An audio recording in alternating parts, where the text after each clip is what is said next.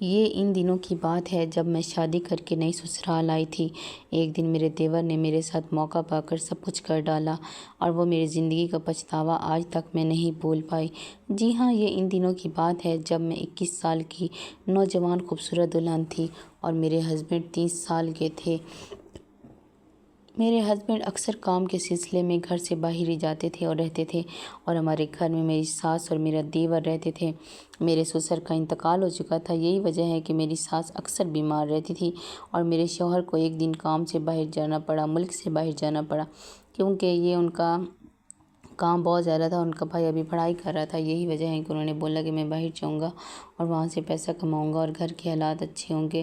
میرا شوہر بہت زیادہ اچھا تھا، ہم دونوں ایک ہی برتن میں کھانا کھایا کرتے تھے، ہم دونوں کا بہت ہی زیادہ پیار تھا۔ لیکن شوہر شروع میں تو مجھ سے پیار کرتے تھے، آہستہ آہستہ ان کا کام بڑھنے لگا اور ان کا انٹرسٹ اپنے کاروبار میں بڑھ گیا اور مجھے ٹائم دینا بند کر دیا۔ میں اندر ہی اندر گھٹن محسوس کرتی تھی۔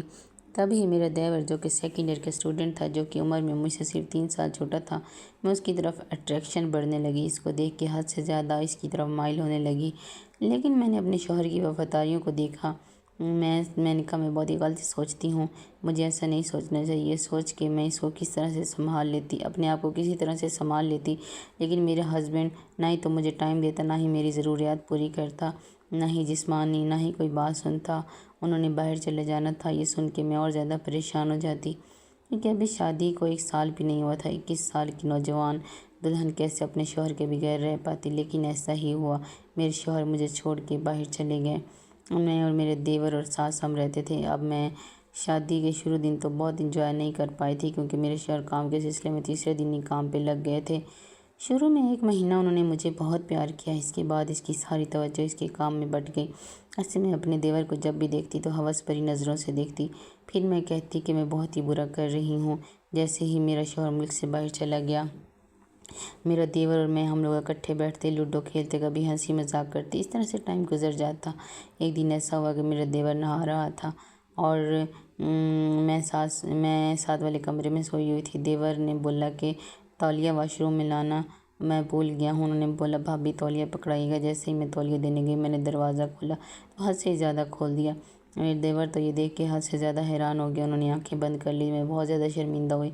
میرا دیور کچن میں کھانا کھانے آیا، میرا دیور اور میں ہم دونوں ایک دوسرے کو نظریں نہیں ملا پا رہے تھے، کیونکہ میں نے اس کا سب کچھ دیکھ لیا تھا۔ اب تو میرا من اور زیادہ مچلنے لگا۔ میرا دیور اور مجھے دیکھ کے گھٹی گھٹی نگاہوں سے دیکھتا، کیونکہ وہ بھی نوجوان تھا، میں بھی نوجوان تھی، عمروں کا فرق نہیں تھا۔ میری ساس اکثر بیمار رہتی اور دوائی کھا کے سوتی رہتی، اور دیور صبح کا ناشتہ بھی میں ہی بناتی تھی اور دوپہر کا کھانا بھی۔ آہستہ آہستہ وہ میرے ساتھ حد سے زیادہ بے تکلف ہونے لگا۔ ایک دن ایسا ہوا کہ میرا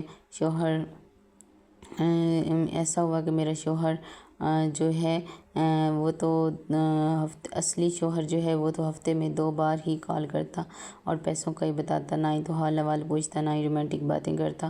ویسے مجھے اپنا دیور ہی شوہر لگنے لگا۔ آہستہ آہستہ وہ مجھے اپنی بیوی سمجھنے لگا، ہم دونوں کے درمیان قربتیں اور زیادہ بڑھنے لگی۔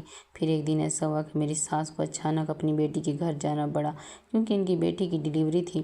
تو ایسے میں دیور اور میں ہم لوگ گھر میں اکیلے تھے اور گھر میں تیسرا شیطان تھا، اور میں جب بھی کچن میں جاتا تو میرا دل زور زور سے دھڑکتا تھا۔ اب مجھے سمجھ نہیں آ پاتی تھی۔ پھر ایک دن ایسا ہوا کہ زور سے بارش ہونے لگی، میرا دیور کمرے میں اکیلا تھا، میں بجلی چمک رہی تھی، میں بہت زیادہ ڈر گئی۔ میں دیور کے کمرے میں چلی گئی، میں نے کہا کہ مجھے سانس سلا لے، مجھے بہت زیادہ ڈر لگ رہا ہے۔ تو مجھے کہنے لگا بھابھی آپ کیسی باتیں کر رہی ہیں؟ میں نے کہا مجھے کچھ نہیں پتا، مجھے آسمانی بجلی سے بہت زیادہ ڈر لگتا ہے۔ یہ کہہ کے میں اس کے ساتھ چپک گئی۔ جیسے ہی آسمانی بجلی اور زیادہ چمکی تو میں اور زیادہ اور اس کے قریب آ گئی۔ میں نے اس کو زور سے پکڑ لیا اور بازوؤں سے، اور کیسے رات گزر گئی اور ہمارے درمیان سب کچھ ہو گیا، اور جو ایک میاں بیوی کے درمیان ہوتا ہے۔ میں اور زیادہ، میرا دیور پریشان ہو گئے۔ صبح اٹھی، میں نے اپنے دیور سے معافی مانگی اور میں نے کہا کہ انجانے میں کیا ہو گیا۔ دیور نے مجھ سے معافی مانگی اور پھر کسی طرح سے پتہ ہی نہیں چلنے دیا، اور زیادہ ستم یہ ہوا کہ میں پریگننٹ ہو گئی، اور یہ پریگنینسی میرے شوہر کی نہیں بلکہ دیور کی تھی۔ میرے شوہر کو کیا پتا کہ میرے شوہر تھوڑے دن تو پہلے باہر گئے تھے کہ پریگنینسی کس کی ہے کس کی نہیں۔ میری ساس جیسے ہی واپس آئی، میں نے کہا ایک گڈ نیوز ہے۔ میری ساس کو میں نے پتہ نہ چلنے دیا کہ اس کو چھپا ہی رکھا۔ ظاہر سی بات ہے اس میں میری ہی بدنامی تھی، میں کیسے بتاتی کہ یہ دیور کا بچہ ہے۔ میری ساس اور زیادہ خوش ہوئی اور ہسبینڈ اور زیادہ خوش ہوئے کہ وہ باپ بننے والے ہیں، لیکن اصل میں تو وہ چچا بننے والے تھے۔ اسی طرح سے موقع پا کر کسی طرح سے دیور کے پاس آ جاتی اور ہمارے درمیان سب کچھ ہو جاتا۔ سلسلہ چلتا رہا، آخر کار بچہ ہو گیا۔ بچے کی شکل اپنے باپ پہ یعنی کہ میرے دیور پر گئی۔ میرے شوہر اتنے معصوم اور بھولے تھے، ان کو ذرا بھی بات کا پتہ نہ چلا۔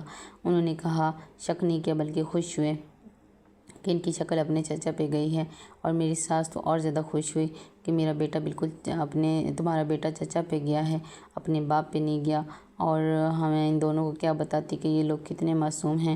میرا شوہر 2 سال بعد واپس آیا اور 2 سال تک میں اپنے دیور کے ساتھ سب کچھ کرتی رہی۔ پھر ایک دن ایسا ہوا کہ مجھے بہت زیادہ شرمندگی ہونے لگی، کیونکہ میں نے اپنے دیور سے 2 بچے پیدا کر چکی تھی اور اپنے شوہر کو ٹائم دینا چاہتی تھی۔